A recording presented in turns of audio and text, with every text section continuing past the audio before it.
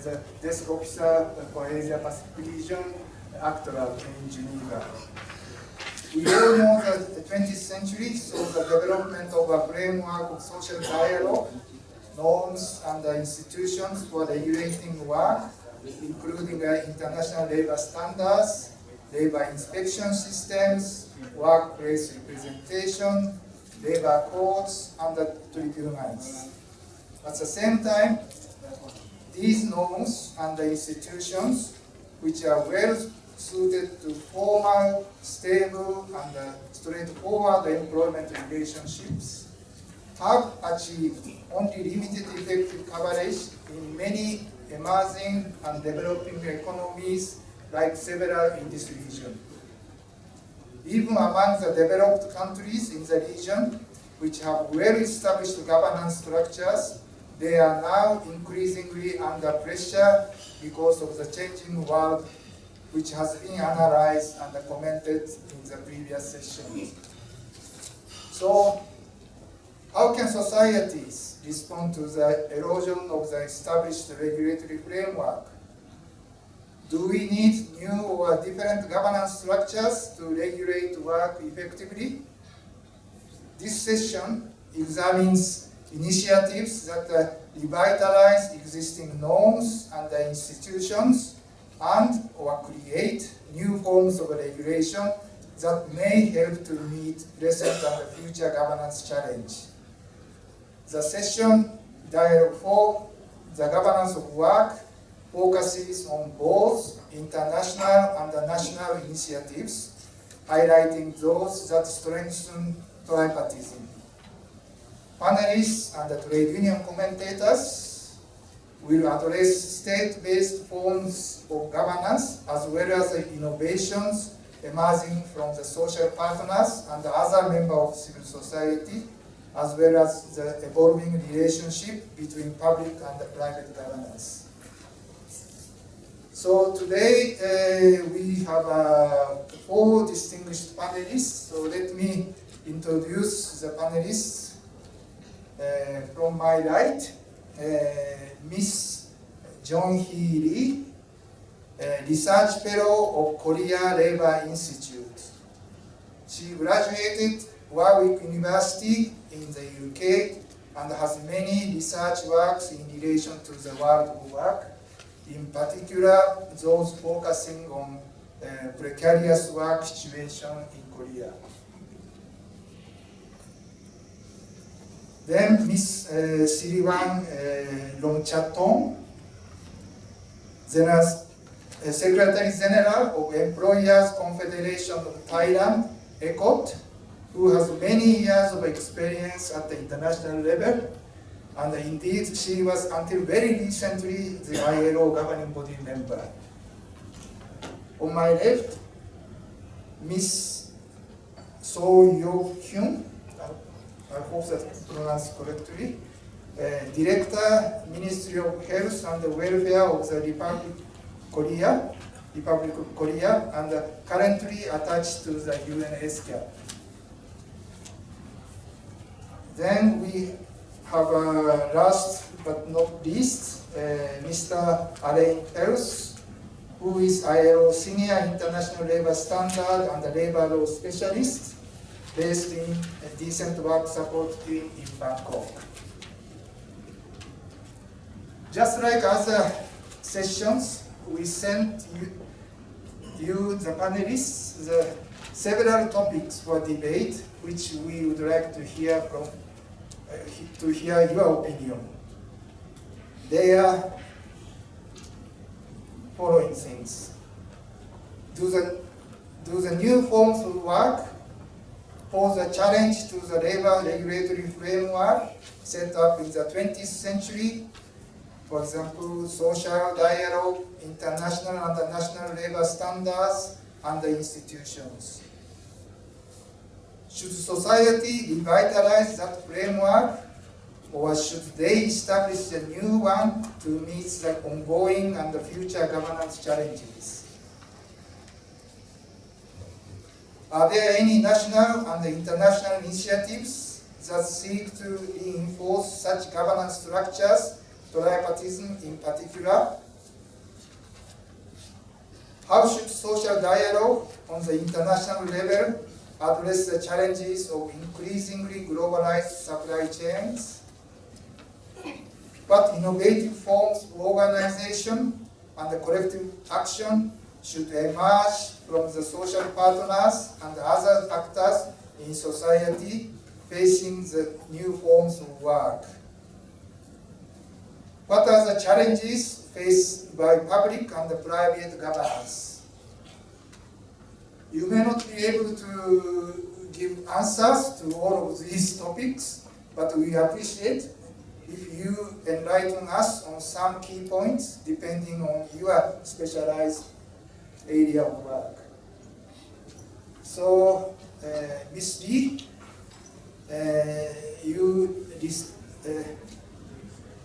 your research works focus on the issue of unionization of workers in precarious conditions and their collective bargaining situation. So, what is your opinion on these questions?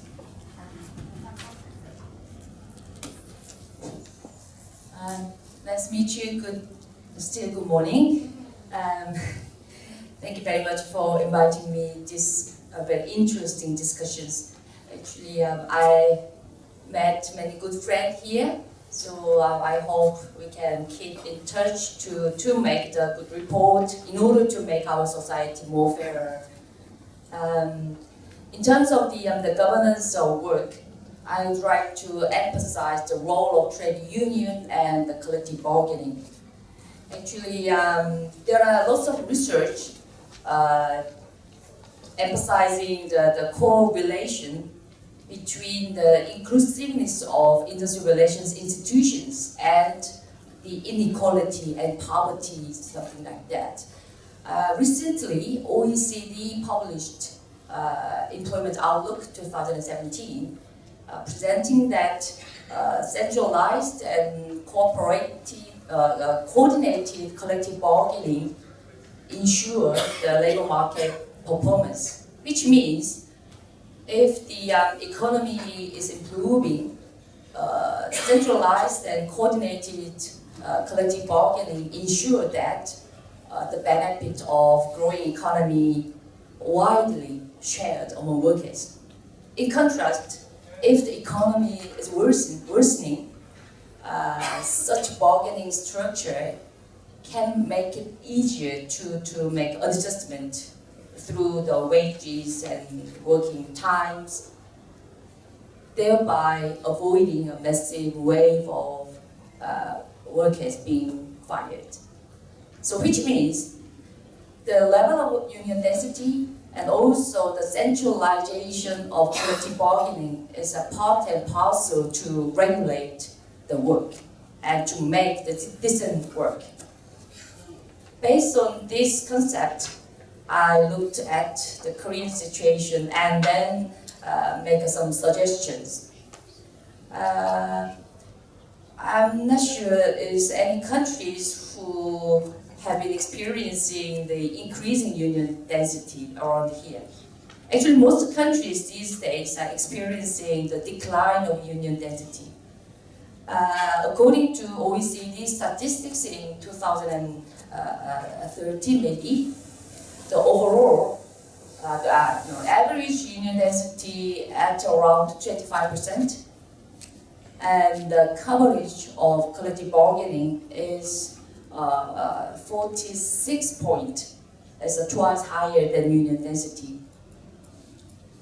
Of course, there are some exceptional cases. Is that Nordic countries they have a higher level of union density and higher level of collective bargaining coverage. In Korea case is very severe. Union density is at around 10%. After greater workers' struggle in 1987, union density peaked at around 20%. Is at the highest one. After that, dramatically declined, and these days the union density is stagnated at around 10% for during last more than 10 years. But collective bargaining coverage also stagnated at around 11%, slightly above the union density level. So which means the collective bargaining has a little capacity to expand to non-organized people. You may know the Korean collective bargaining structure is focused on the enterprise level. It's very fragmented. It's not centralized, not coordinated, just fragmented and segmented at the enterprise level. We have a long traditions. Having said that, trade unions try to transform their union structure to industrial level rather than enterprise level. Union officers recognize the enterprise union is not adequate tool to protect more precarious workers, non-unionized workers, so they decided to transform their union structure to industrial level.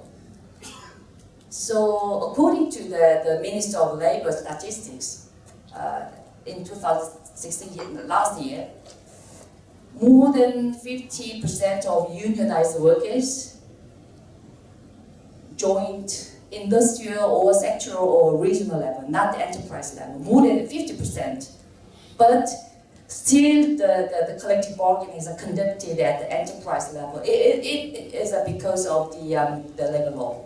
Labor law is not allowed to make a collective bargaining at the sectoral or industrial level. This is a big constraint.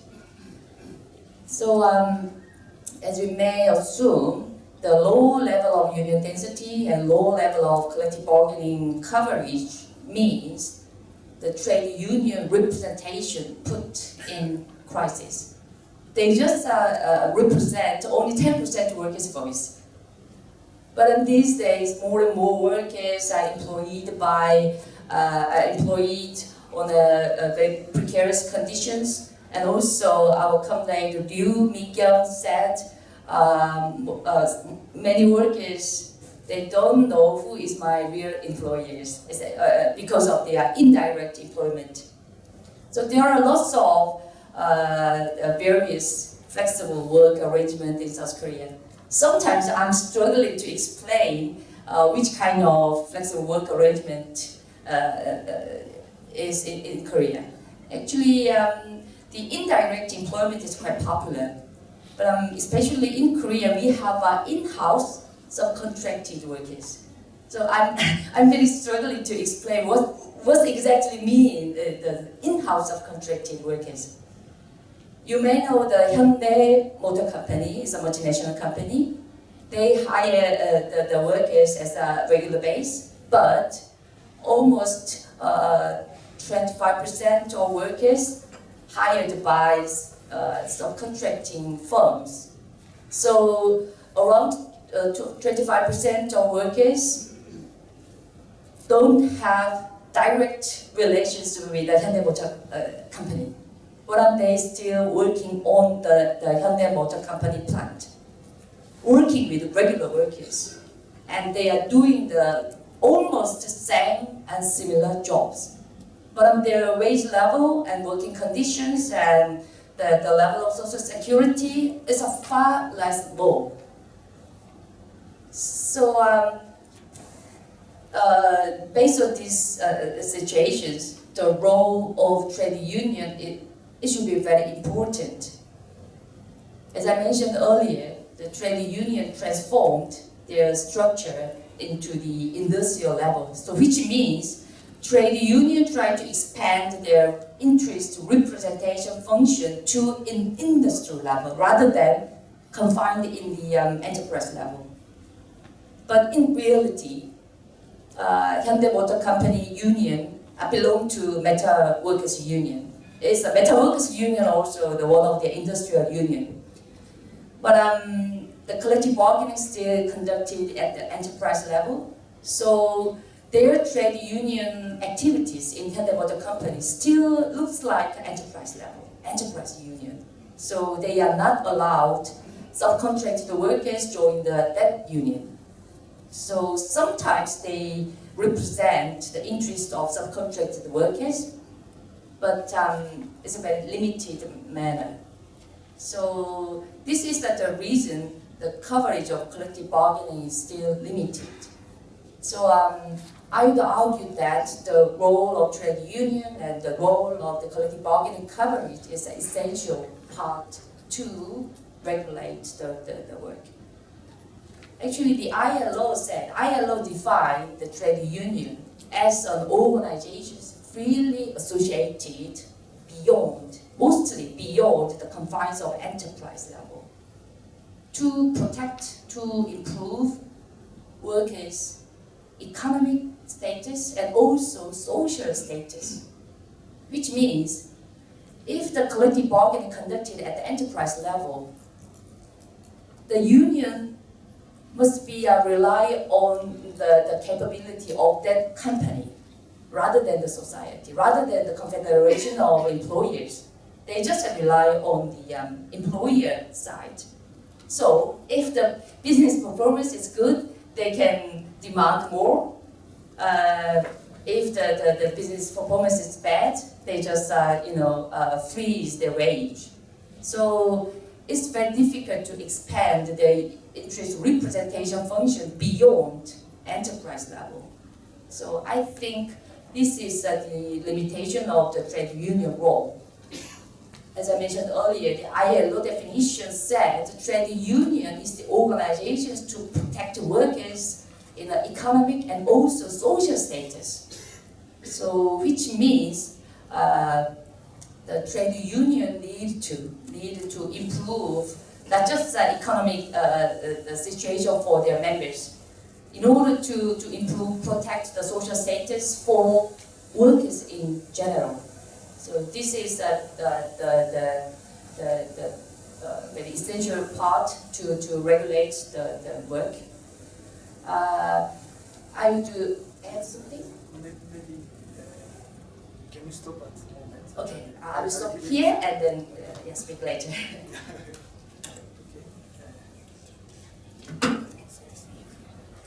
Thank you, Ms. Lee, that you mentioned about the importance of organizing workers irrespective of their employment status, and also importance of covering them under the collective bargaining agreements. That is a really important point for our work. So you reminded us the challenge we face today, not only in Korea, but also widely in this region. So now, since we've heard that situation in Korea, I'd like to also ask Ms. Hyun, who comes from the Ministry of Health and Welfare of the government of Korea, and but currently attached with the UNESCAP. That I feel really grateful to Ms. Hyun because our request was made really at the last moment, and until yesterday she suffered from some flu or something like that, and we are not really sure if she can come today, but she anyway managed to come, and it is very interesting to hear from you about changes taking place right now in Korea under the new president and under the new government, which have promised to improve the governance of work. So I'd like to ask you to say it. Thank you. Let me tell you about the event that happened last year in Korea, which made Korean people rethink about the job security in the future. It's a big Go game match. Do you know Go game? It's a kind of Oriental chess, but only the black and white stone. So it's popular in Korea, China, and Japan. So it was a big match between Mr. Lee, a Korean guy, a world champion, and the AlphaGo, the supercomputer made by Google. So they had 5 games during 2 weeks. Guess the result. Who won? Which one? No, the AlphaGo won. And the score? Yeah, the supercomputer won 4 games out of 5. Before the match, many people thought that Mr. Lee would win easily because Go needs creativity. And when it comes to creativity, supercomputer can beat human. But the result is the victory of a supercomputer. So at the time, the headline of all the newspapers, the era of artificial intelligence, the top 20 jobs that would be replaced by AI in the near future, something like that. The people began to think seriously what the future job would like, and began to think that we need a new paradigm for the job in the future. And this year in May, as he said, we had a presidential election. We have new president, Mr. Moon. And during his election campaign, his #1 promise was creating jobs. He wanted to be called himself as job-creating president. He thinks government is an important player in market as well, in the economy as well as market. And government should take an active role to create a job. And last week, he announced 100 missions that he is going to accomplish during his term. And many of them are related with how to create jobs. Creating jobs here means that not only in private sector, but also in public sector. And for my ministry, Minister of Health and Welfare, the big mission that we have to do is establish social service organization. Social service organization is a big public organization which will hire social service workers, caregivers, and teachers in public nurseries to provide to provide the social service with high quality. Korea, we have pretty good social security system. We have universal health insurance, unemployment insurance, pension, occupational accident insurance, and even long-term care insurance. But however, if we see the provider, it's financially public, but the most providers are private. The private provider provides social service and request reimbursements to the public insurance. So if we see the status of workers who provide the social service under this public insurance, some workers are temporary and some jobs are insecure. So it means as a result, their guaranteed continuous service is not well guaranteed. So the idea of social service organization is to hire social service workers in public sector with good job security and provide the social service with good quality. Korea population is very fast aging, and in the future, the need to take care of older persons is getting bigger very fast. And that service cannot be replaced by AI. So if the social service organization is established,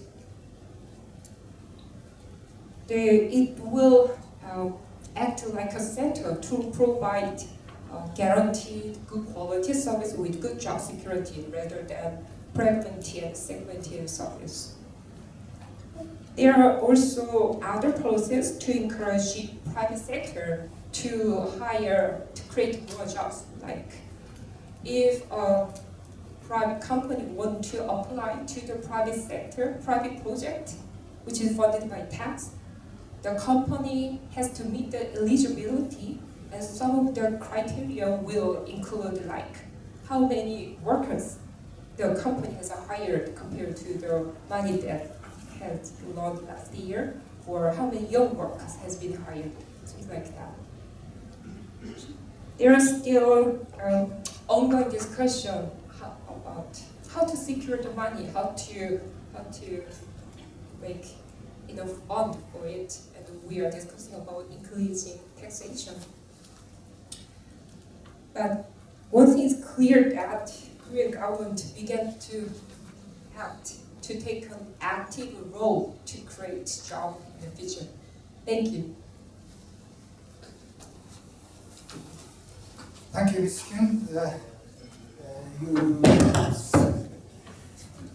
It is very encouraging to hear that the new government is very active and taking concrete steps, for example, in creating jobs. And also, government is committed to expand the social security system and also addressing the aging population issue.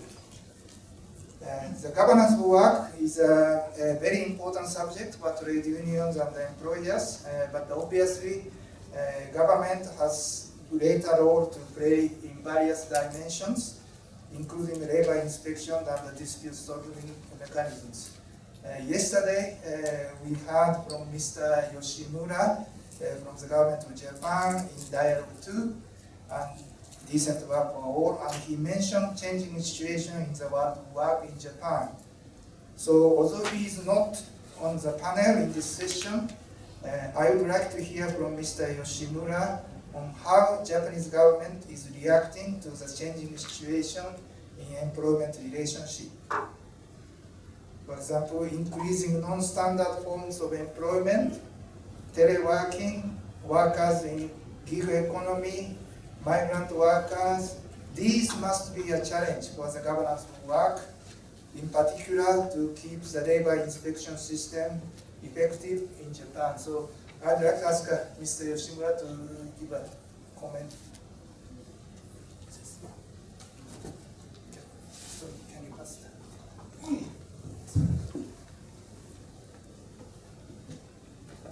Thank you very much, Mr. Wada. I would like to add 2 points from the government perspective. In order to effectively implement the investigation, inspection to the workplace, I think we have to think about 2 things. The first thing is to increase the number of investigators, labor investigators. We are trying to increase the number of investigators, but it is not possible to drastically increase the number of investigators. So we have to also think about how to efficiently implement the investigation. One of the possible solutions is using the data from the past investigation. So we can think about focusing the investigation to the enterprises that are suspected to violate regulations. And also we have to think about using the data or information and make that information into public and foster more compliance of the enterprises. Another issue I am thinking of is the business tradition among the supply chains. As you might aware of, upstream of the supply chains have huge bargaining power onto the downstream companies. And the upstream companies demand many things to the downstream suppliers without any extra cost. That will affect negatively to the workers in the downstream suppliers. For example, like long working hours, high volatility working arrangement, and low wages. That kind of things is very typical in Japan among the transportation companies. And I think in order to solve some of the problems among the supply chain, we have to foster some discussion between upstream and downstream of supply chains, and help them to find a solution in order to have decent work for the supply chain. That's what I'm thinking about this moment for this topic. Thank you.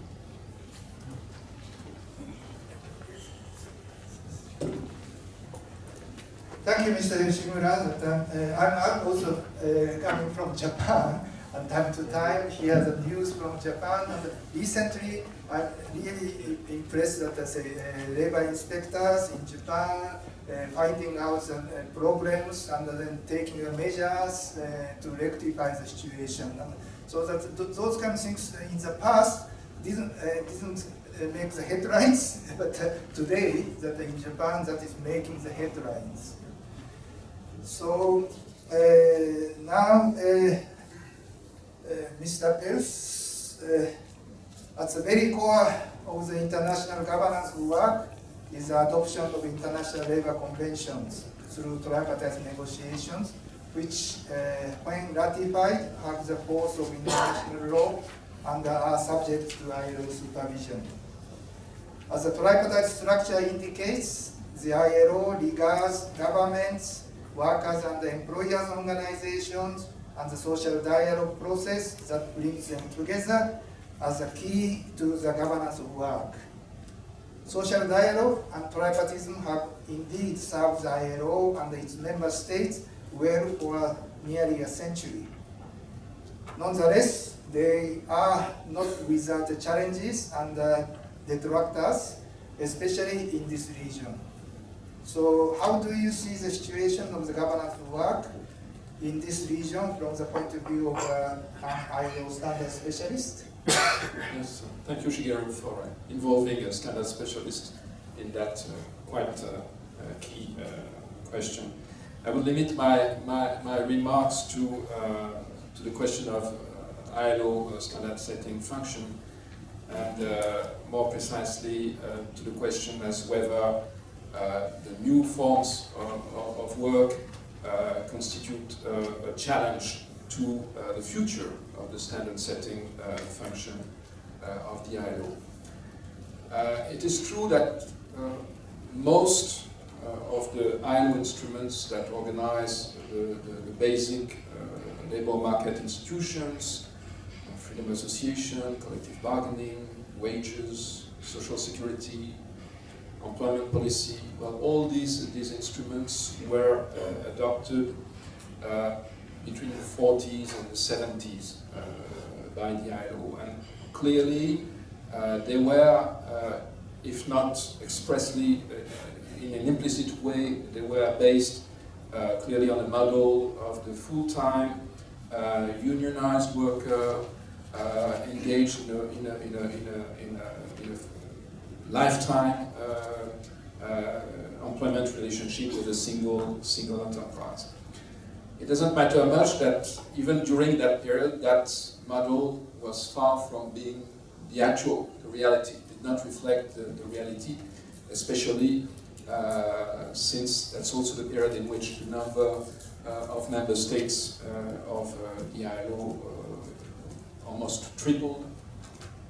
And so clearly that model did not apply in the newly independent countries joining the ILO, especially in view of the share of the agriculture and the informal economy.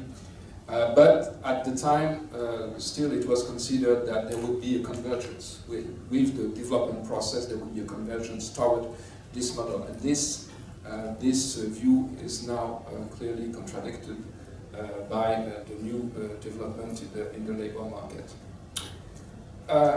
It's true also that we witnessed since the turn of the century, basically since 2000, we witnessed a marked slowdown in the adoption of standards by the ILO. Gone are the days where when the International Labour Conference would every year adopt 2 conventions and 2 recommendations, as was the pace actually in the preceding period of time. So the question is, well, why this slowdown in the adoption of new standards? Has the ILO exhausted the subject matters that would warrant adoption of new standards? Is there an inadequacy or irrelevance of the very methods of adopting standards? Well, there was first a concern in the ILO to rationalize, to streamline the body of existing standards, to make sure that the body of these standards were actually up to date and relevant to today's world.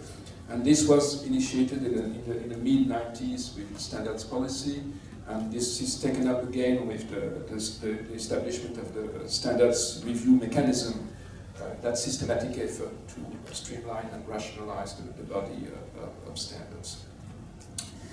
But still, there were relatively few new instruments adopted, only six conventions since 2001.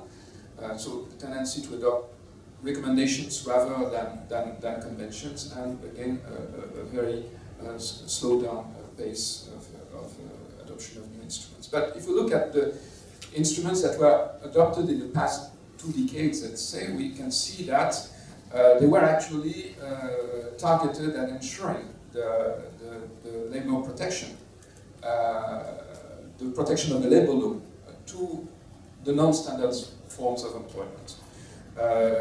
Be it part-time work, home time work, or agency or temporary work.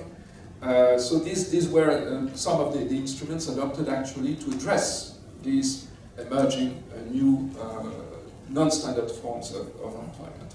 And then there was also the overall policy standard in the form of recommendation to extend the application of the labor protections to workers in informal economy, and also with specific instruments to workers excluded in law or in practice from that protection. And I think in particular the adoption of the instruments on domestic workers.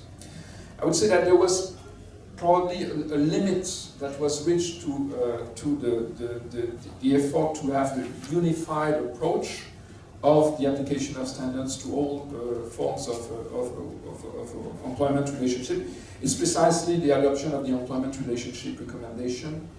That is a relatively weak instrument in that it was expressly designed as a more descriptive rather than prescriptive instrument. It's actually, there's a disclaimer in the recommendation itself that, for instance, the criteria for the determination of the existence of an employment relationship are just given as an example, but are not as such a standard that would likely apply. And this, I said, showed the limit because it was actually the conclusion of a quite protracted debate that started with the question of contract labor.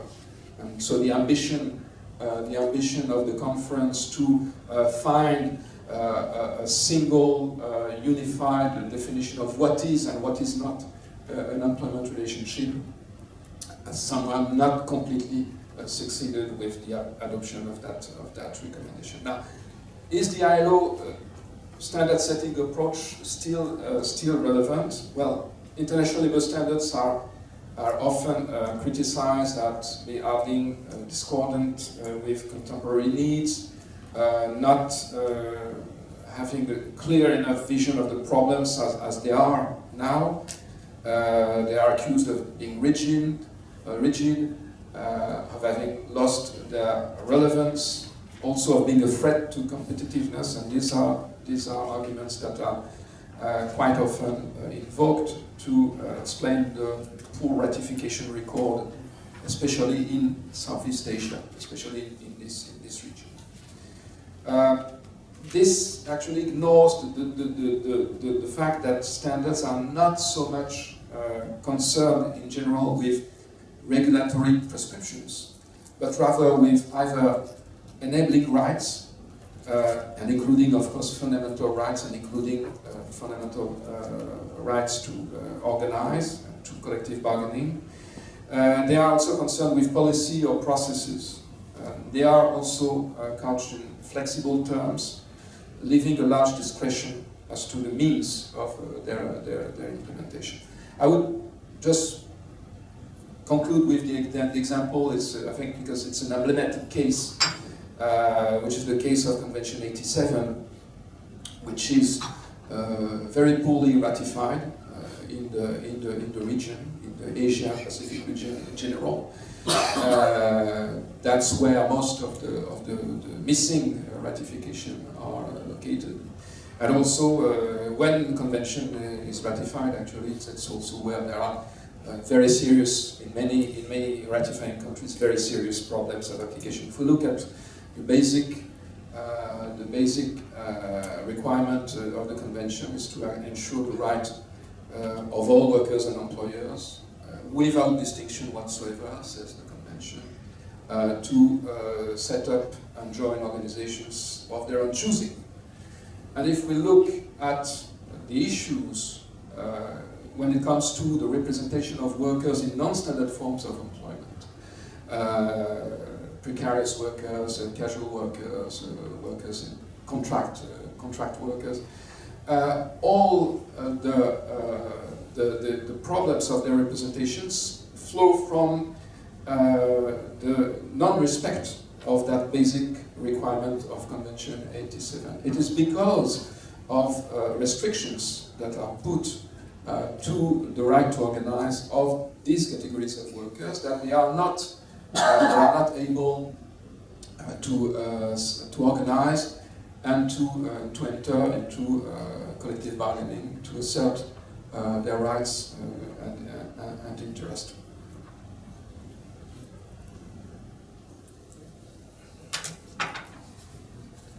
Thank you, Mr. Perus. That is very informing comments you made.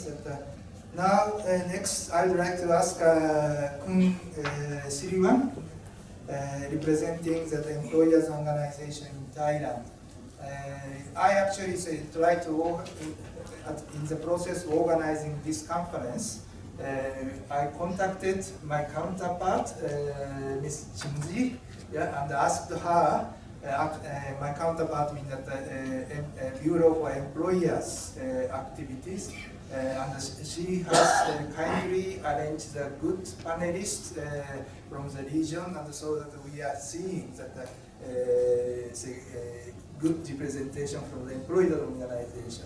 And Kun Siriwan, despite her previous commitment for other commitment, she agreed to come this morning, so I'm really grateful. So, and at the same time, Thailand has gone through tremendous social changes over the last few decades, from a basically agricultural society to the regional hub of several key industries, such as automobile and electronics, which are integrated parts of the global supply chains.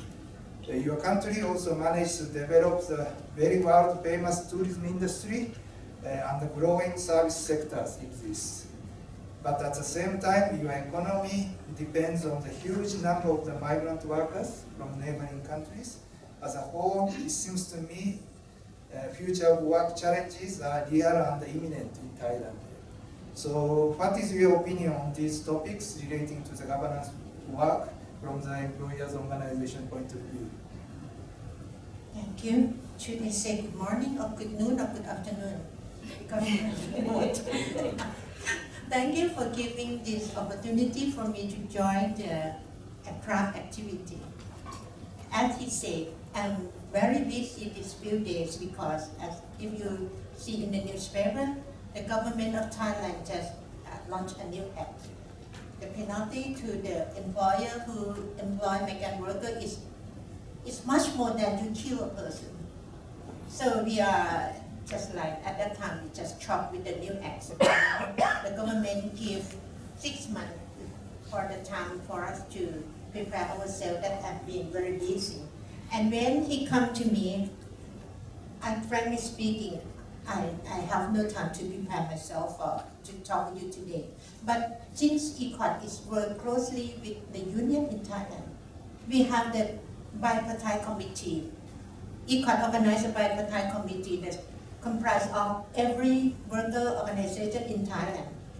And we have the live apps, and I put my question in the live group. I was asked to join because what are some future of work for ACTRA. I didn't prepare myself. Is there any recommendation for me? He said, this is from my union, from worker organization. Just only come with your heart, that's all. So I think this is can so be relaxed. I have nothing in terms of theory. What we do in Thailand is future of work we want and governance of work. So from the business perspective, we want enterprise sustainability. And what is the worker want? I think you want income security. Right, not just lifetime of work and everything is nothing is your income is secure. And social protection fund. If something happen to you, if you're sure that you will well protected by the social protection, that's okay for you. And for us, the keyword of Thai bipartite council, I can say that, is social dialogue, sit, talk, and understand. I'm very positive thinking lady. We will not fear the future until it's come, and we sit together and try to overcome everything that happened. Just the mutual, the keyword is mutual trust and respect each other. I always say in the group, we always say that united we stand, divided we fall. And in Thailand just changed we call Thailand 4.0. It's economic in digital era. Government launched a lot of projects try to change because as Wadasan say, we are agriculture, industrial, service sector. So sometimes I feel we stuck in the middle. We are not full agriculture and we are aging society. We have a successful plan of birth control. That's why we have to depend on migrant workers. But we treat them very well because why is CLMV country? Because we share the same culture. But the culture that we do all understand, the international eyes will not understand. Sometimes you have to take the children, the parent take the children to work with you, to protect them from some, how to say, just like human trafficking. Sometimes you take the child away or the addict something, the drug something. So that they take the child to the factory. And the child is a child. I used to run the garment industry. The little child cannot just with the, how to say, the bottle of milk, take the zipper from machine to machine. Luckily, no ILO there unless I will accuse us use child labor. But this is the culture they tell the children to do. For migrant workers as well, we know that. I always say that in the big basket of employment, a rotten apple exists everywhere. So not the whole basket of employment is rotten, but we try to find the one who is abused some people.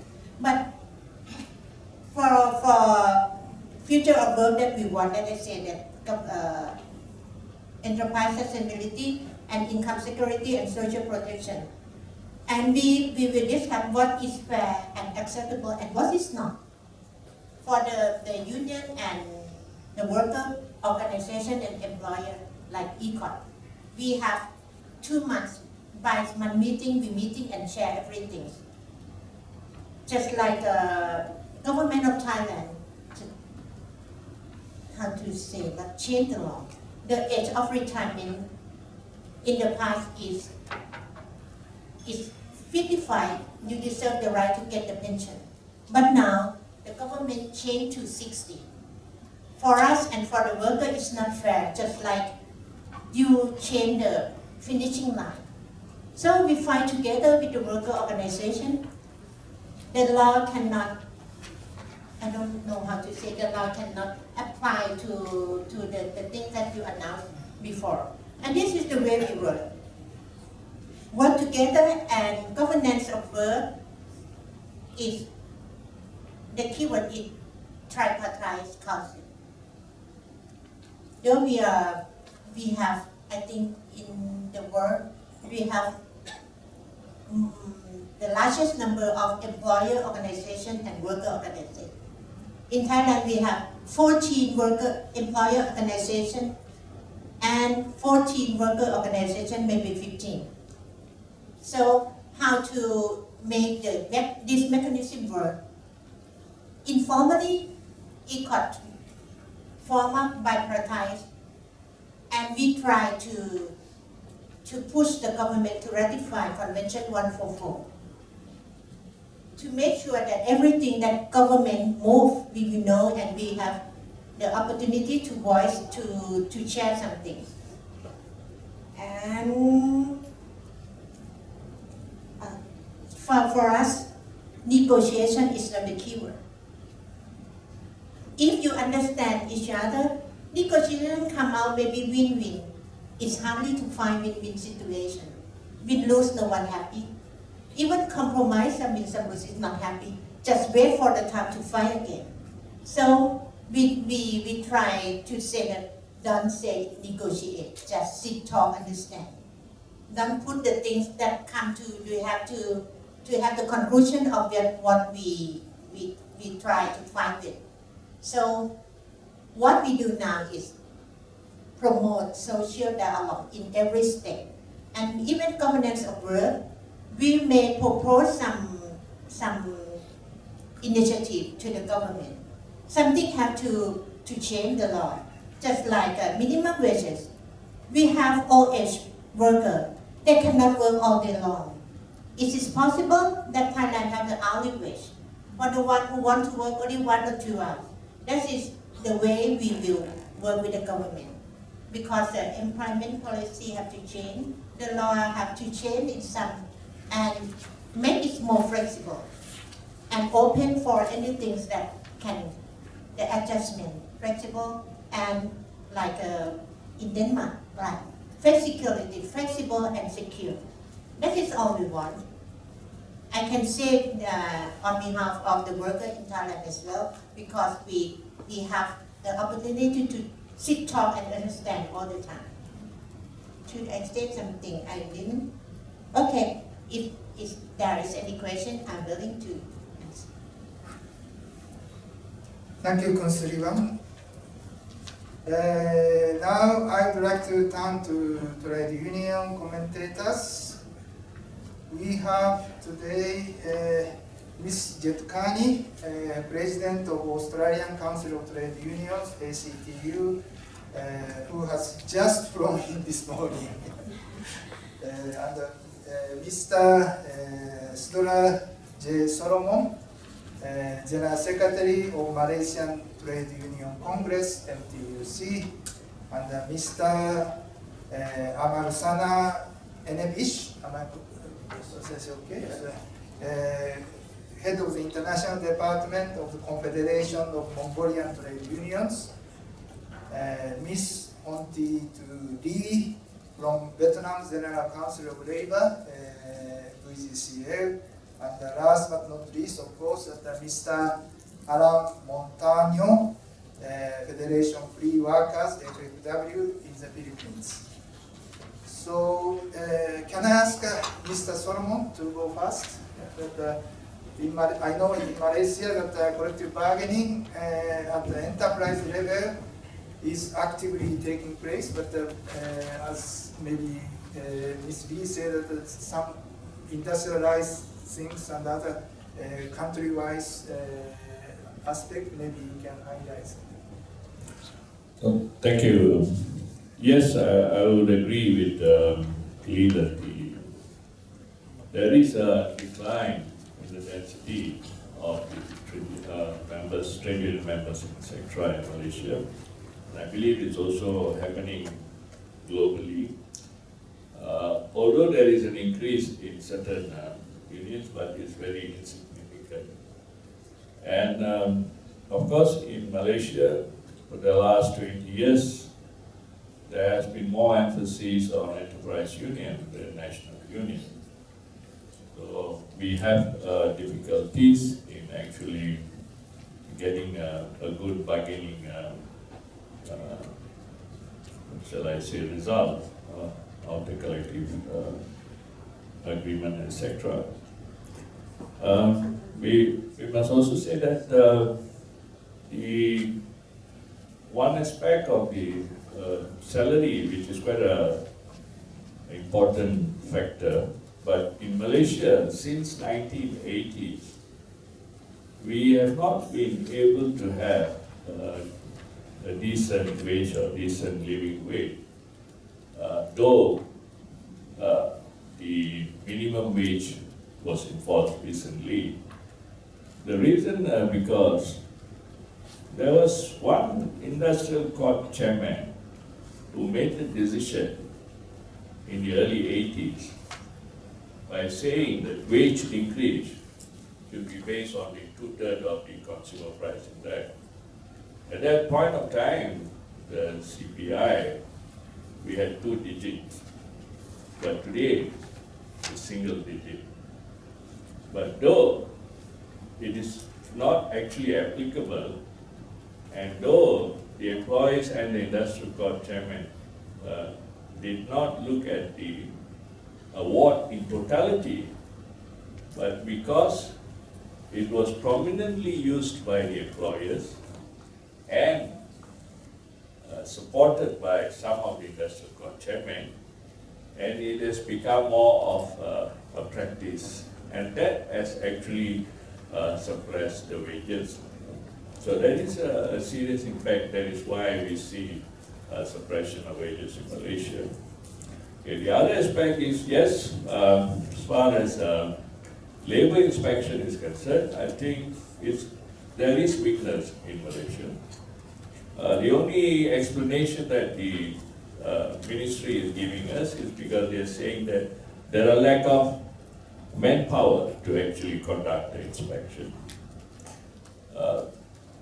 Recently, we had a discussion, the last 1 week, we had a discussion with the government on the final stage of what was going to take place in the parliament soon.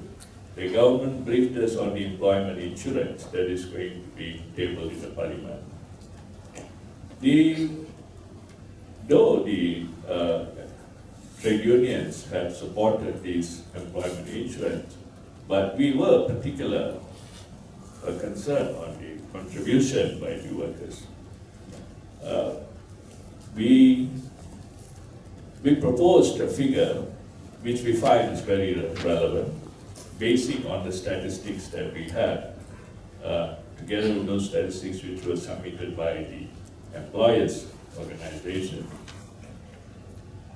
We were surprised that the government has told us that they are asking for this amount because they are under the impression that if the employment insurance is to come in force, they foresee a laying off between 100,000 to 300,000. But what has been reported to us in the last 10 years is there's an average of about 15,000 being laid off. So this clearly shows that there is weakness in the labor inspection. So they're not able to get the correct statistics.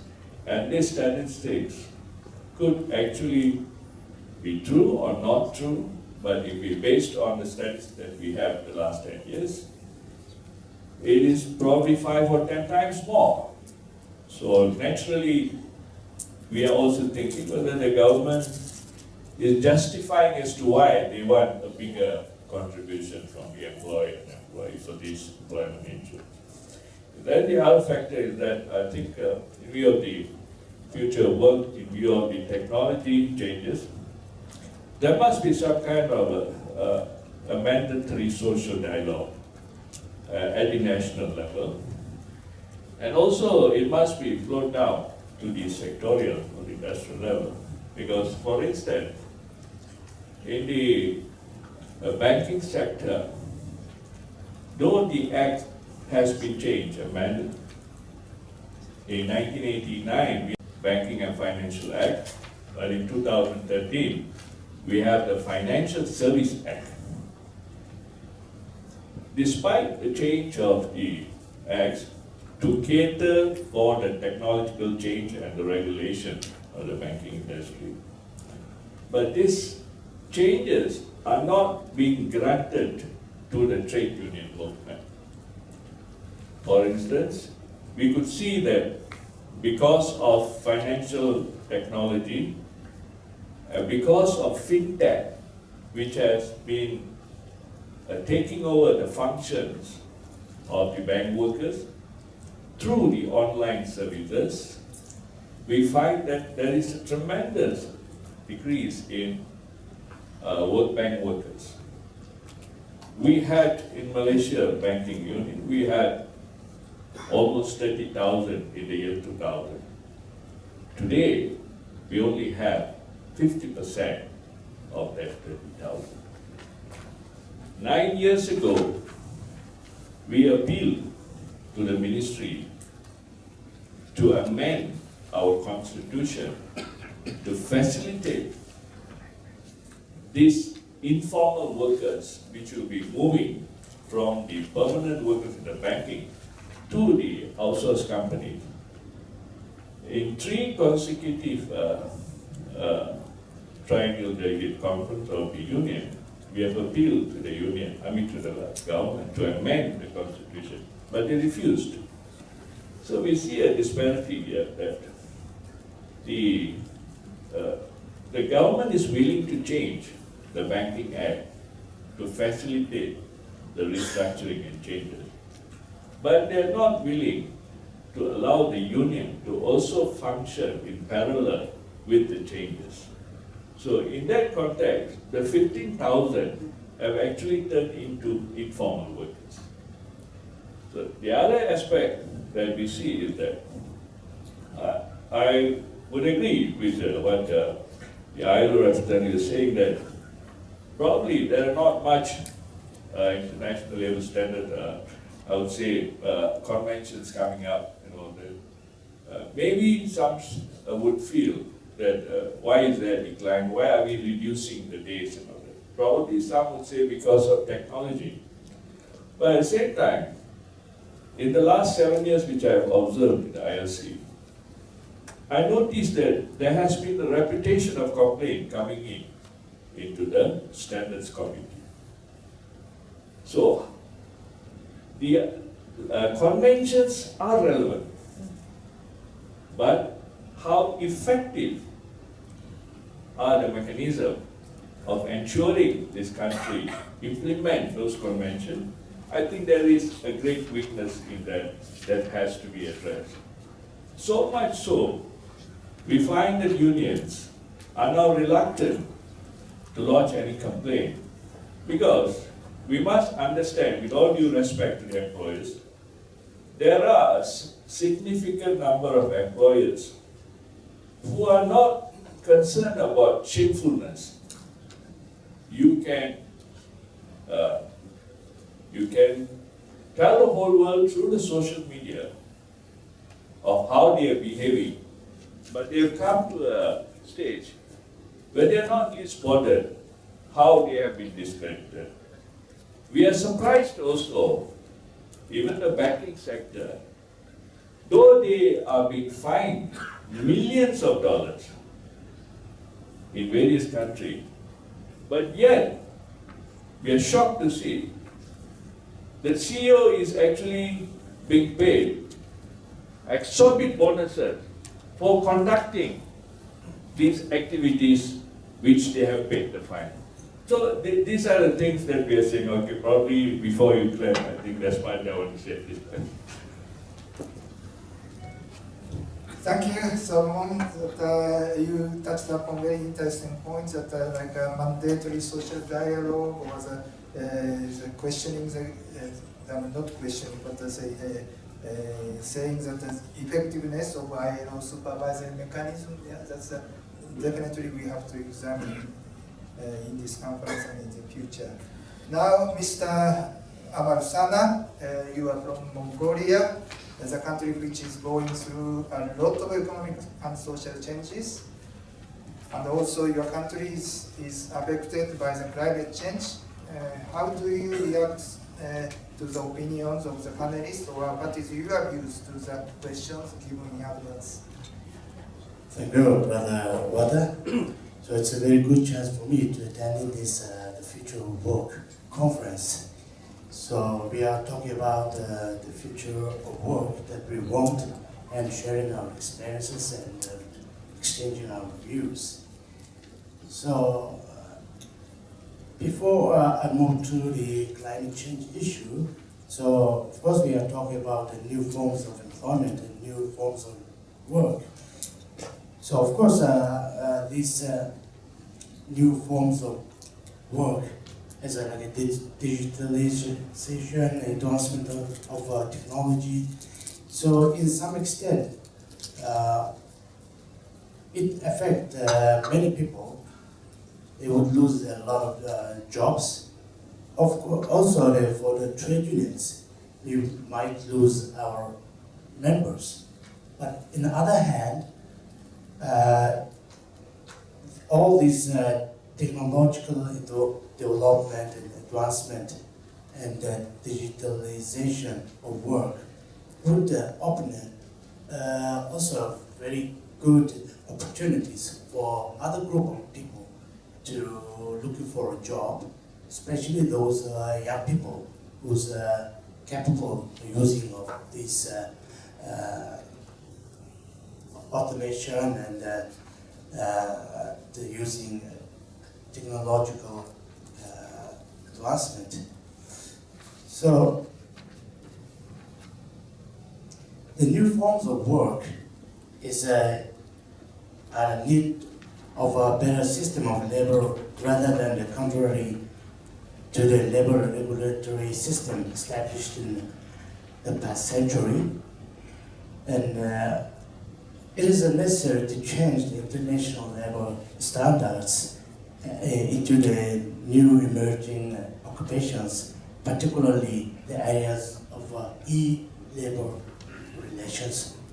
By doing so, countries need to develop its own national labor standards and regulations that can deal with the new forms of labor. So I would like to share with you people the social dialogue, how it's important to deal with these new forms of work and dealing with the future of work. As you know, that the government of Mongolia in 2013, they adopted a very significant resolution on promotion of this social dialogue in Mongolia. So this resolution giving all the social partners have a chance, for example, employers and workers' organization, to take part in all levels of social dialogue. So industrial level, our industrial union leaders can have a seat in the ministerial council, and also provincial trade union leaders. They have also room for this governors' council. So it means that our social dialogue is quite promoted by the government. But of course we have some obstacles. Actually this decree is adopted 4 years ago. Now we have a new government. So this new government is not actually the following this resolution or decrees. Have a clear evidence for last March, our government of Mongolia applied its intention to get some assistance from IMF on IMF bailing program. It's called Extended Financial Facilities, but to take part in this program, government is not actually respecting this current national law and regulation, even national tripartite agreement on labor and social consensus. They're not consulted with other social parties, like employers and workers' organization. They just applied their intention to IMF, and they accepted all the conditionalities offered by the IMF, which is quite make a lot of impact on the people's life, you know, the burden on the people's lives. So we, disagree with this current behavior and demanded a number of times to follow current existing national laws and regulations. And now this case is still on the debate and discussion, and so political instability is one of the obstacles which we are facing to implement this social dialogue in the country. And in terms of climate change, so of course we have a lot of impact of climate change, especially the people living in rural areas, urban areas or rural areas. So this in the summer we have a very, very hot summer, which is dried out all the crops and vegetables which the people are growing. And in winter, this very cold winter, which is a very harsh winter, which take out a lot of the lives of animals. And those who lost their employment, like their income source, they moved to the urban areas, like cities. So there's a lot of issue of local domestic migration issues. And those people who are seeking life in the urban areas, like or city areas, they have no job. But also the government, they have to take care of those people.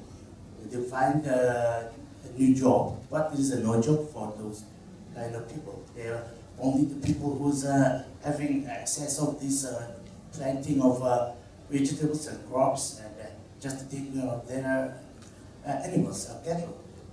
So this kind of problems we have, but it's quite the right time to discuss this future of work. So in terms of the international organization like ILO, I think ILO should develop, should be very sensitive for these new forms of work. And also, ILO should be ready to develop a new international instruments on the newly formed employment. And also, this kind of, the future work that we want, this kind of events should be organized not only for the labor, like a workers' organization, workers' representative. This kind of conference should be organized among the government and employers representatives. It means that we have a same line to understand the future of work. It's a good chance for us to sit together and to have certain policies in terms of this future of work. Thank you very much. Thank you, Amara-sama. Now I have Miss Lee. You are from Vietnam. The country moved from a planned economy to a market economy and integrated into world trade system and the global supply chains. So, what is the challenges your country and the workers are facing in the governance of work? Good morning, everyone. Very interesting when I am to be invited to this conference. As we know, the government works play an important role to build up the system work, to build up the progressive, harmonious, stable, the labor relation. In order to get the good structure in the governance of work. It's not easy, especially in the context of the globalization and the context of the innovation of technology today. In some countries, especially in the developing countries, I think we are meeting a lot of challenges in the governance of work. From information I know of the ILO research, really, in the 2 decades coming, there are around more than 50% workers, civil workers, have to lose the job because of robots. But if we choose the solution for the improved education for the worker, improved training for the worker in the future, I ask myself, who will do it? How do it? I would say the story in my country. Now, in my country, we have a free training policy for the worker when they lose a job in the law. But it doesn't work much in the practice. Even job responsibility from the government, union, employer, and also worker, it doesn't work much in the practice. And how to do it? So, who do it? Very important in the future for the training worker. And secondly, I would like to highlight the issue to follow up the new to form international standard or international community standard. From my thinking, international standard or like ILO, international the standard from ILO like minimum wage and the tripartite structure, for example, I think it would for some country to follow. It's a good guidance. But problem is, it's not easy to apply the national level. I would say the example in my country, in some years before, Vietnam very happy when the number of poverty households reduced to 2%, follows the norm of World Bank. But now it's changed. International community have a lot of standard. Vietnam want to follow to reduce the poverty household, but we have to change many policy and even in the law. And now the poverty, the number too very high now. It's burden on the social security, burden on the social protection, the burden on the state finance, also burden on the government of work. And I think it's a problem. And thirdly, I would like to highlight on social dialogue. I agree with you. We should sit together to listen, to understand each other. But in my country, it's law. The government encourage the employer, union, and worker freedom for the raising their voice. But there are some barriers to again the workers their voice in freedom. Because I think it's the cultural and traditional foundation. Because of the education basic. Also, I think very important because of political environment in some people and today. I think it's and for the collective bargaining, from the ILO norm should be how the company level. But for the leave from Korean should be charged from the international level. In the Vietnam, we have one international level at the company collective agreement at the textile industry. I think good. have a more minimum wage, higher than the national minimum wage, I think. But at the company level, we don't have the orientation of worker. It's difficult for the union when we want to negotiate. So it's problem. But now we follow the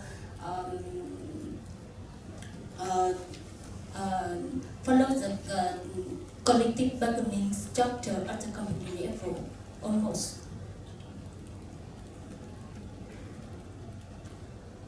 And I think last point I would like to say the government of work for the informal sector you mentioned. In the future, not only in Vietnam, in some ASEAN countries, I think there are around 40 and 70% the worker working in the informal sector economy. It's not easy to manage the labor force because they don't have labor contract actually. They don't have labor relation in practice. But how to protect them? How to organize them? How to manage them? So for ILO, so I suggest that should be support for developing countries to collect the data and the number recommendation, and so the guidance for the country and like the data. I think very important data for the informal sector worker now. We don't have much resources to collect the data. I think very important, and that's my point. Thank you. Thank you, Ms. Lee. Now I would like to ask Mr. Montaño. You are as a labor lawyer and a trade union leader. You have been involved in many labor dispute cases, work injury compensation cases, and the national policy development was a governance of work. How do you see the future in terms of the governance? Thank you for that very kind introduction, Shigi. But before going into that very specific aspect, first let me thank ILO bringing all the stakeholders, all the social partners here. Since yesterday we have representatives from government, from the employers, of course the trade union group, and we have been talking about the future of work. We want.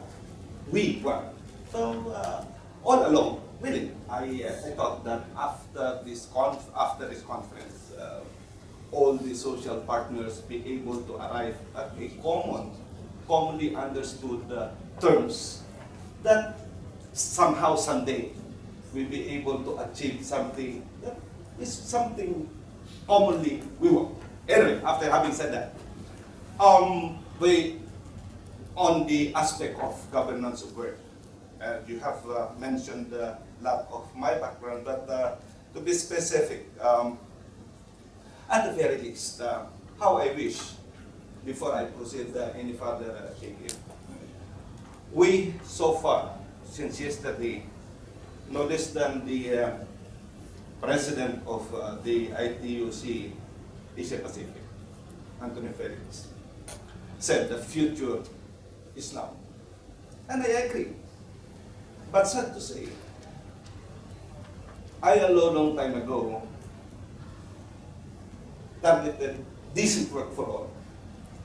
Unfortunately, until now, several countries represented in here.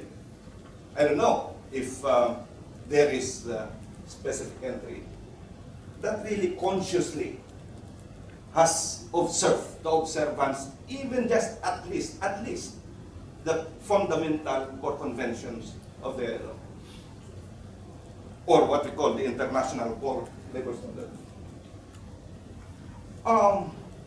ensure.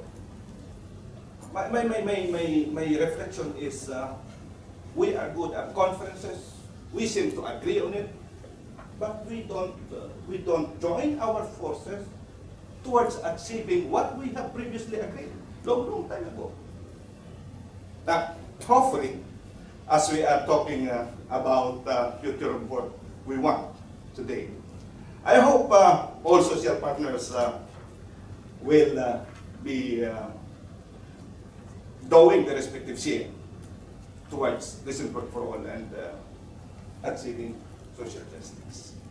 By then, there may be no need for inspections, for instance, whether employers are compliant with labor standards as well as health and safety standards in the workplaces. How I wish, but it's just but a hope. At present in the Philippines, labor inspection mechanism has been strengthened. It was expanded. In fact, as of this moment, there is an ongoing training for representatives coming from trade unions, civil society organizations, non-governmental organizations, and even employers' representatives to be deputized as part of the labor inspection team. Philippines is an archipelagic country. We have more than 900,000 registered establishments with only more than around 500 inspectors. That makes it a bit impossible to inspect all these establishments even just once a year. It could be possible that it can be inspected once every 3 years. Now, the present administration realized the need not just to increase the number of inspectors, but including, someone mentioned earlier about the quality of inspection. So we talk of having, because corruption is everywhere, we talk of having a representative from trade union, from civil society organization, and even from other employers too, hoping that in that inspection, through inspection, will transpire, and that there be meaningful observance of the basic labor standards as well as health and safety standards. But having said that, I definitely agree with Ms. Lee in saying that collective bargaining still plays a very essential role in regulating employment relationship. Even in my country, I said, we do not need laws. And I dare to say, we do not need any law, provided just allow workers to effectively exercise the right to self-organization and collective bargaining. And there, we can have what Madam Siriwan says, let's sit down and understand each other. Well, it seemed to be simple, let's sit down and understand each other, but if the union's representative in there is not the true representative, is not truly representative of the voice of the workers, that would not have so much meaning. But if those representatives on those meaningful sitting down sessions, understanding each other, not necessarily negotiation, well, I can go with it. Let's avoid the word negotiation, negotiating, let's even avoid the term compromise. Fine, so long as at the end of the day, we understand each other, we achieve decent work, and that social justice prevails. I would agree with you on that. No problem. However, the problem seems to be not simply as that. Because in the Philippines, for instance, and it's almost always, I realize, almost always, the complexity seems to be coming from the Philippines. The complex, for instance, the complex labor management relations always originates in the Philippines and spread in the other parts of the region. For instance, this trilateral relationship. Workers now, indeed, has difficulty, not just in Korea, but somewhere else in Cambodia, Myanmar, where the employers have contract of service with the service provider, for instance. The service providers in turn engage or hires workers needed to perform contract of service that enters with the principal.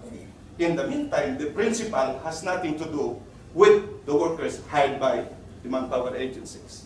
So you see the inequity in there. While this principal, sooner or later, will be raking the profit, it will be shielded by these manning agencies or by the service providers, who are just simply paid of their administrative fees. In return, even if workers, for instance, can't effectively or successfully organize a union in that service providers. But you see, to what extent these workers can get from the service providers who are not realizing profit. In fact, they are just simply paid an extra administrative fee from the principal. Whereas the profit is going to the pocket of this principal employer, or maybe a multinational, etc. Having said that, there is a need therefore to revisit, and I go with the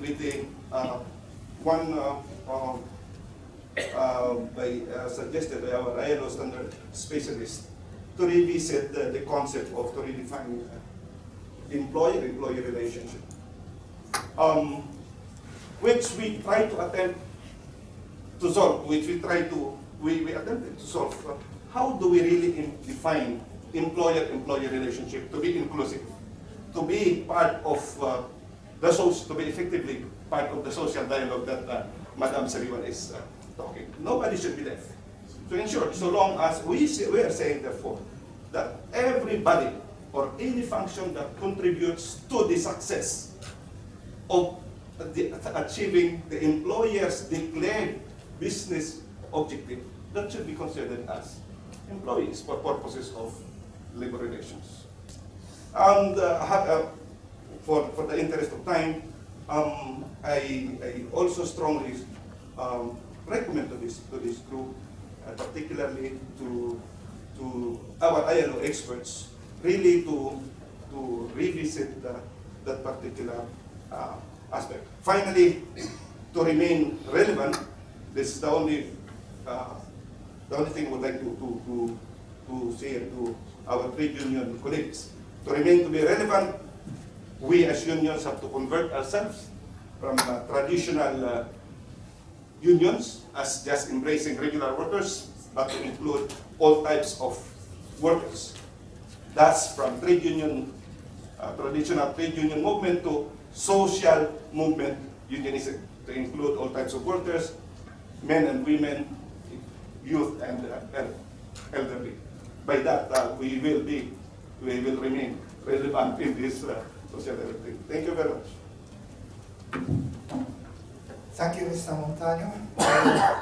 Now, I'd like to turn to Ms. Kani from the powerful Australian National Centre. Your organization has many very active member unions in GUFs, and I myself, originally coming from the background of international transport trade union movement, personally experienced strong international solidarity from Australian unions. It would be very interesting to hear from you not only the perspective at national level, but also at the international level, how trade unions can exercise, improve the governance of work. Thanks very much, Brother Shigi, and thank you to the panel for excellent presentations, and my sister and brothers for your good presentations as well. And I feel very privileged to be here today to contribute to the debate. I think what we've heard is that the world of work is different in every country, but of course there are a number of things that we have very much in common. We've heard, unfortunately wasn't here yesterday, but I've heard a great deal about what was spoken of yesterday and this morning, that there's a pincer effect happening right now, particularly for workers. There's the technological change and the relationship between employer and employee that is changing, and there is the ascendancy of neoliberalism, which has promoted over the last 30 years an agenda of deregulation and market liberalisation. And we have seen the rise of corporate power. And I think we have to be honest to say that that rise of corporate power has implemented many anti-union activities. So the consequences have very much been covered, we've heard today, particularly for workers. There's less rights, there's less pay, there's less protection. For business, we certainly see there's been a growth in profits and a lot more power. The role of unions have changed dramatically. Because we have less members, we are battling against the things that we've been talking about. The role of employer associations, I think, are being challenged and changed as multinational corporations are the main means by which capital organises now, and less we see them needing to be represented by employer bodies or peak bodies. And the roles of governments are certainly changing as they try to grapple with political instability and the changes, I think, that this new economy or this era of a new economy has formed. And for the ILO, I think it's very interesting because all of these things have changed or has affected or had an impact on the age-old consensus of the ILO. And that is that consensus, that tripartism and social dialogue is what is necessary. I think that is changing as the new forms of work and the new economy has evolved. Because to be perfectly honest, once again, and I think if there's one thing we know about Australians, we're pretty blunt about things. To be perfectly honest, we are seeing at the ILO an attack on that consensus from the employer side. The structures and the standards and the standard setting procedures of the ILO are actually being challenged very deeply. There were, as one of our panellists said, being seen as too rigid and anti-competitive or anti-competition. And this is a great challenge. From my perspective, I do not want to see us give up on those processes or those standard settings procedures or those structures, because if indeed, competition is the issue, then the last thing we want is to see competition be a race to the bottom. And unfortunately, that is what most workers are seeing right now. And if we are to deal with this new global order, where competition is the reason for everything, and competition is being more or less used as a race to the bottom, then if you ask me, we need global standards and global frameworks even more than ever. And the role of the ILO in setting those standards and implementing those frameworks are going to be vital if we don't see that race to the bottom end miserably.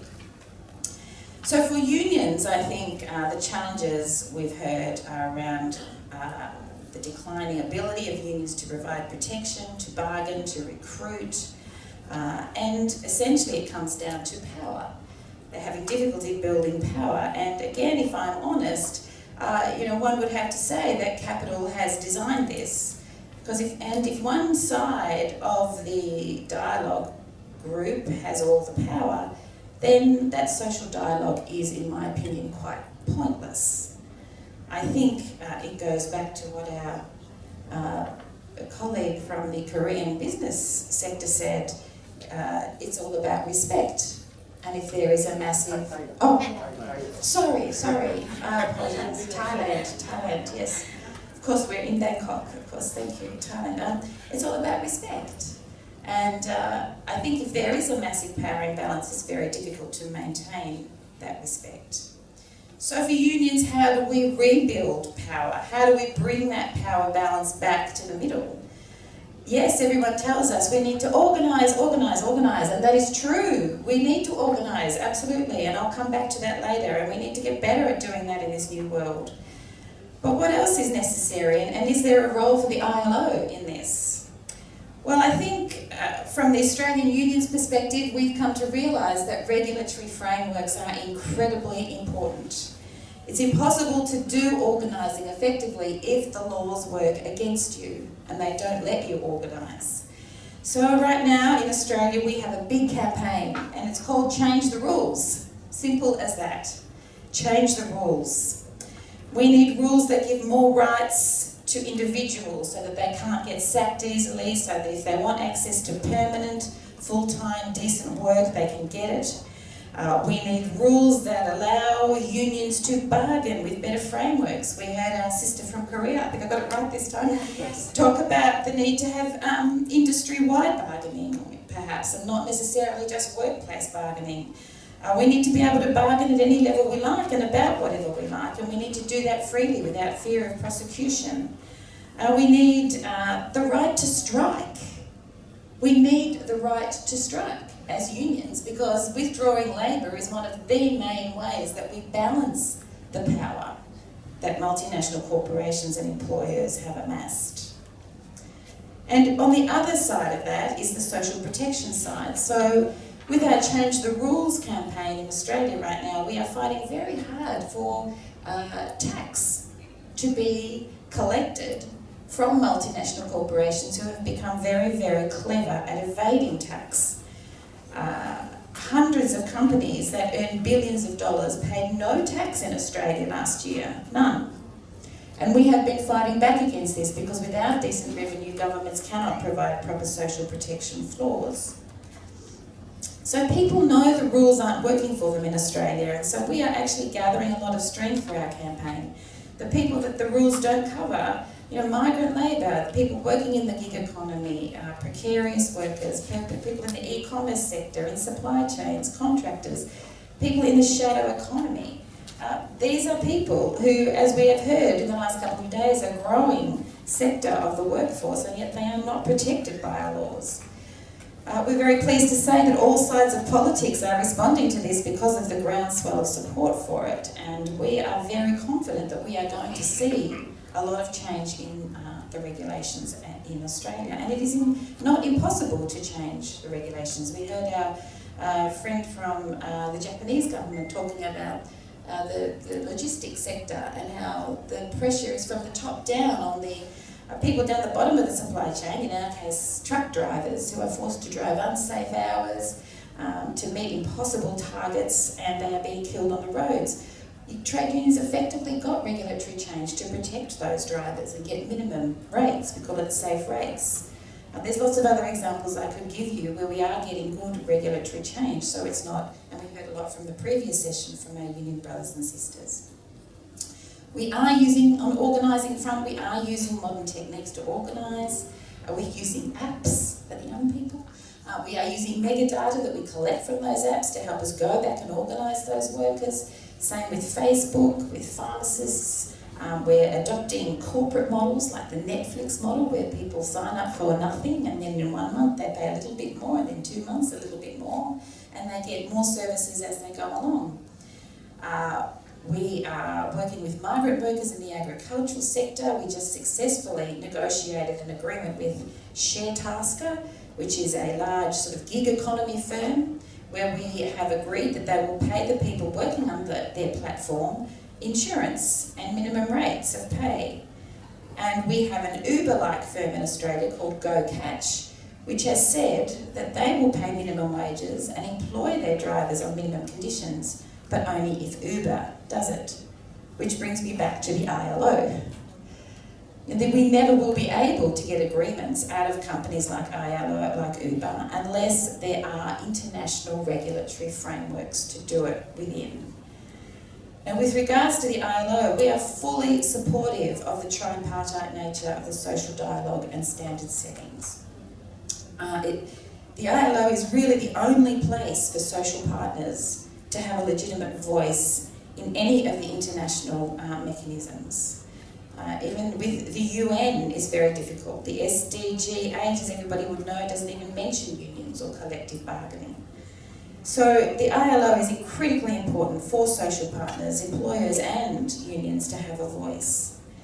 And international frameworks are going to be incredibly important if we are going to be able to implement those standards, monitor them on the ground, and build capacity to actually make sure they work. The ILO needs to be supported to create such mechanisms to be able to do the implementation. We heard our brothers here before talk about this. It was interesting on the previous panel when the gentleman representing the Cambodian employers said that capital will move where labour is cheap.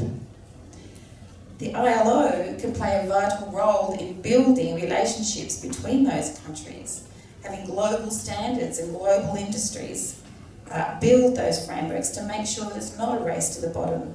They've done wonderful work with projects like the Better Work program, Certainly unions would like a little more involvement in the Better Work program. We understand it's not perfect, but still, it is a very good project that is working well. The Bangladesh Accord is another such project where we've seen the ILO play a crucial role in international frameworks that have meant that workers in Bangladesh in the ready-made garment sector are starting to actually understand about occupational health and safety standards.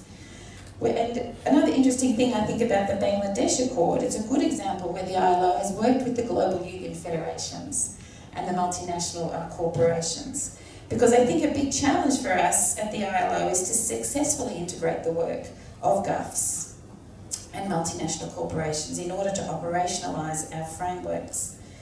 Just recently, a couple of very quick examples, because I understand we're running a bit out of time, but the international mining unions, which used to be the ICEM and is now industrial, after 30 years of fighting and campaigning with a very anti-union multinational corporation, Rio Tinto, have actually struck an international framework agreement now to work cooperatively and to have proper social dialogue. And it has changed the entire nature of that international corporation's ability to negotiate with the workers. Now, is that something that the ILO can look at in the future in implementing international frameworks between global union federations and multinational employers? Because more and more local disputes are requiring global intervention. We had a big dispute with a brewery in Australia, and if you know Australians, they love their beer. And Carlton United Breweries was treating its workers very badly and had recently been bought out by a Belgian brewery. And we set in place, through international cooperation, tactics that actually brought pressure to bear on the parent company that solved the in Belgium, that solved the dispute in Australia. And it was ILO standards and examples of ILO frameworks that actually gave us the tools and the language to be able to do that. So I think that more and more as we globalise, the ILO's role is going to be very crucial in that. And certainly domestic regulation, domestic laws are going to be more and more important as supply chains and labour migration links us more closely with our neighbours in our region. So finally, one last thing I think is that public opinion is changing a lot. Public opinion is shifting, people are becoming more aware and demanding changes, inequality is rising.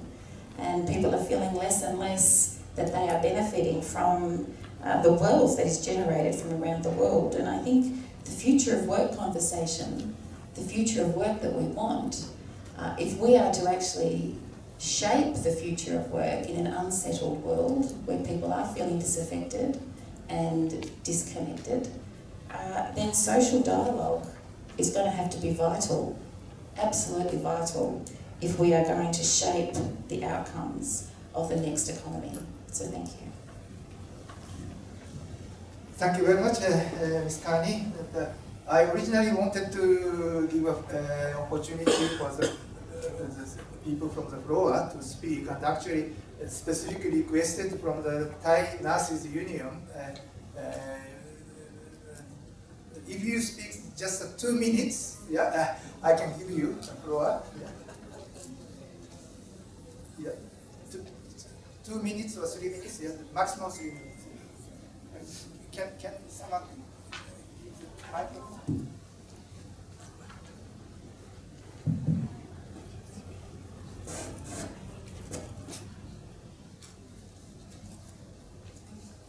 My name is David from West Union of Thailand. We are Unified of Employment. I'm come from public sector.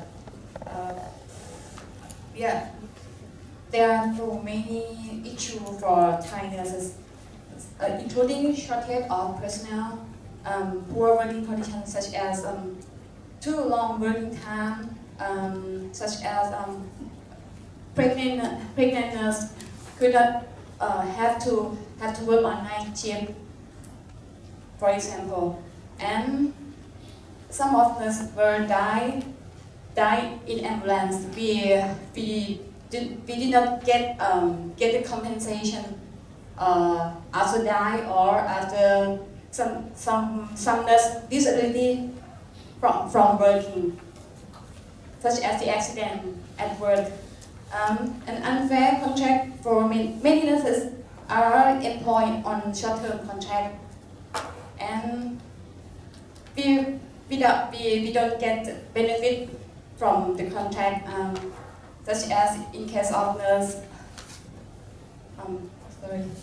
When we form the union, the Ministry of Labor does not approve our request, saying that we are not eligible to form the union because we are in the public sector. Labor law do not support for Thai nurses in public sector because we are civil servant. In any case, we continue our union activity, even though limited. The main issue that we are working is our improvement of salary, regular employment, health and safety at work for nurses.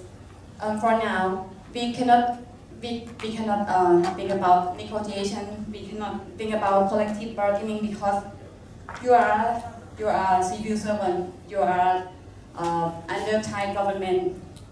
Thank you. Thank you very much. So now, I would like to ask the panelists to give us your reaction to the comments from the trade union and from the floor. Just to follow the question from nursing from Thailand, it too was surprised. I think the nurse is the one who can well protect themselves because it's one of the professional occupation that can move around the ASEAN. And this is, you have to work, although you are in public sector, I recommend you to work for the private nurse. They can form from the union, and your voice can work through them. No need because public sector cannot form the union, I know.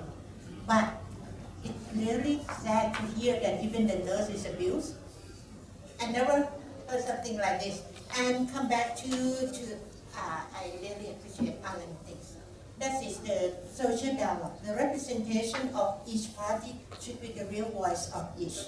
That is one very important. And if it's the real one, lucky Thailand, the government is open the room for us, worker and employer, to criticize. So we work together closely to watch something the government. And what I talk about mutual trust, I happen to be the arbitrator for the big Japanese company. And they have some collective agreement with the union. And the result is in favor of the employer. And then the union come to me, they call me sister. Why it happened like this? And they said that the company worked in Thailand more than 40 years at no cost because they operate in Thailand more than 40 years. So they should give up a big bonus because they have no cost. I think that that's two sides of the coin. They have no cost, and at the same time, they can move from Thailand anytime because it's no cost left. You have to reconsider, and that's it. Because the reason behind that and the mutual trust, they believe that that's true. So if we have the chance to negotiate, not negotiate, so sorry, to talk and understand each other based on mutual trust, it will work. Now we have, from my organization, we have a mini activity we call afternoon tea with ECON. Now we will ask that the union and the management of the company come together. Not every 3 years they will fight together for the new collective agreement. So this year, is it possible for the company and union to agree in principle based on the productivity or the income, the profit of each year? Can we set together this year if the profit is how many percent, the bonus will be this and that.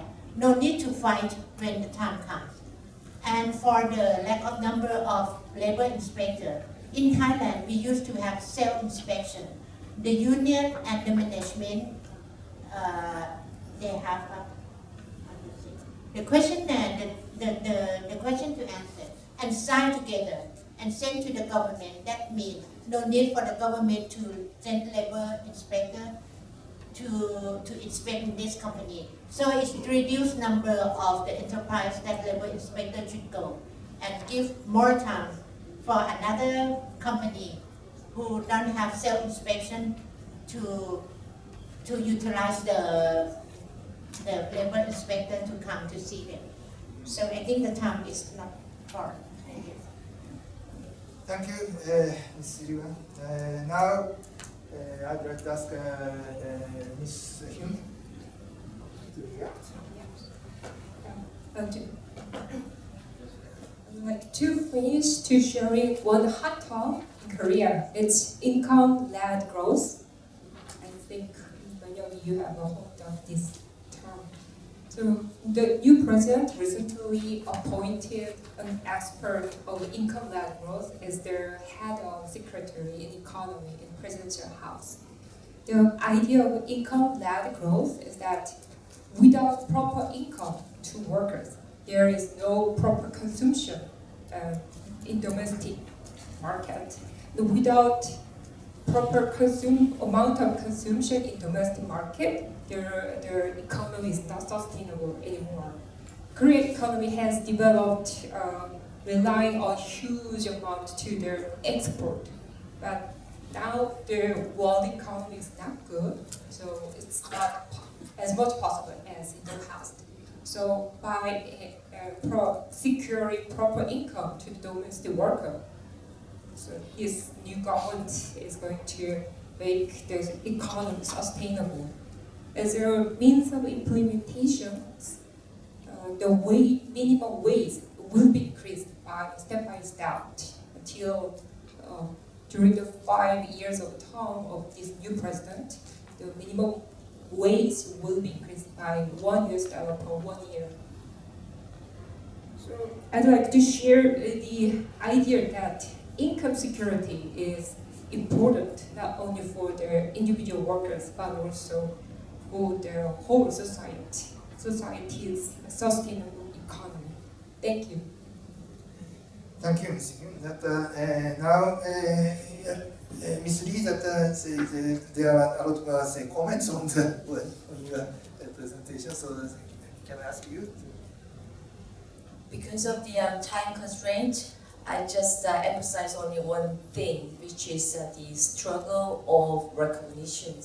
Actually, in previous sessions, the comrade from Cambodia, he's mentioned about the anti-trade union activities and behaviors. For me, it's not very surprised because in Korea still is a going on process. Maybe you all have other similar situations in your countryside.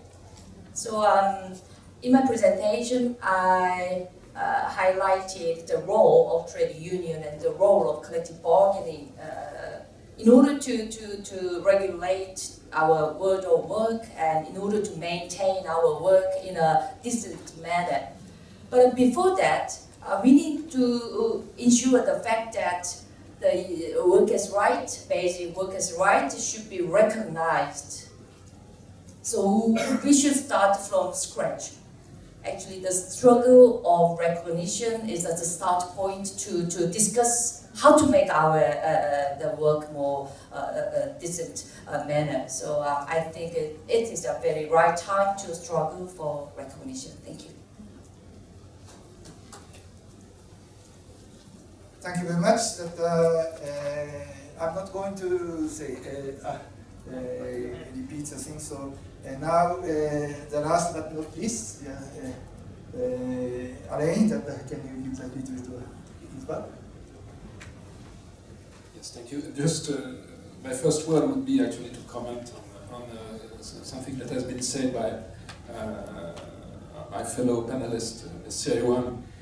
Just to welcome the news that it is actually here the initiative of the employers to call for the ratification of a convention, Convention 144, tripartite consultation, by the Thai government. And it is very significant because of the context in Thailand, which is one of probably the few countries that are represented here, which is a founding member state of the ILO, but had over the years ratified very few conventions, and that there is a change clearly in the past years with several ratifications, including the ratification of Convention 111, which was deposited during the conference in June, and also the fact that very serious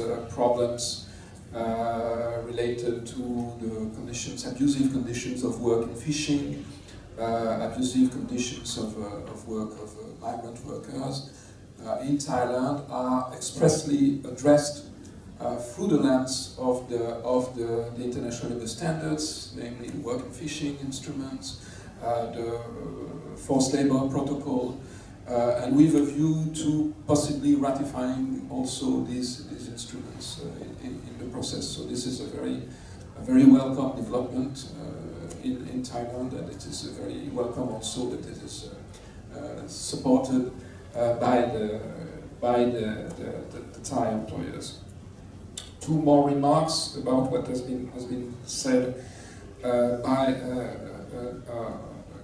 the union representatives here. First, there was the idea that there was a need and a call to have the ILO consider the adoption of a new instrument that would address expressly the non-standard forms of employment. I would say that it's probably unlikely that there would be such an instrument in the near future, and this mainly because of the past experience of the discussion on contract labor and the adoption of the employment relationship recommendation. You are in a situation in which the traditional approach by the Travelad constituents in the ILO is that the employer would say no, there's no need for an ILO standard, and the workers saying no, we need at least both a convention and a recommendation. But in that case, I think that it's relatively unlikely to have a general new instrument that would try to revisit the issue that was always painfully done in the recent past. Now I can say that there are ideas that are floated in the discussion of for the agenda of the next coming conferences, that there are specific issues that may be addressed. For instance, the idea of having standards on the conditions of apprenticeships. This is something that is possible to have on the agenda of the conference in the future, but probably not more general, more ambitious instruments. And lastly, I noted the interesting point made about the argument on international competition as opposed, competition as being opposed to the adoption of too ambitious standards. Well, actually, it brings us back to the origin of the ILO, because it's precisely the argument that international competition should not be used to prevent countries from adopting progressive standards and protective provision for workers. That's the raison d'être. That's one of the raison d'être. It's actually there's a phrase somewhere in the original constitution of the ILO. That's the very reason for which the ILO was set up, and with its standard setting function. Thank you, Alain. I don't think that it is my task to sum up the discussion. The only remaining task I have is that to thank panelists and also the commentators from the union side for your very valuable contributions. So thank you very much for your contributions.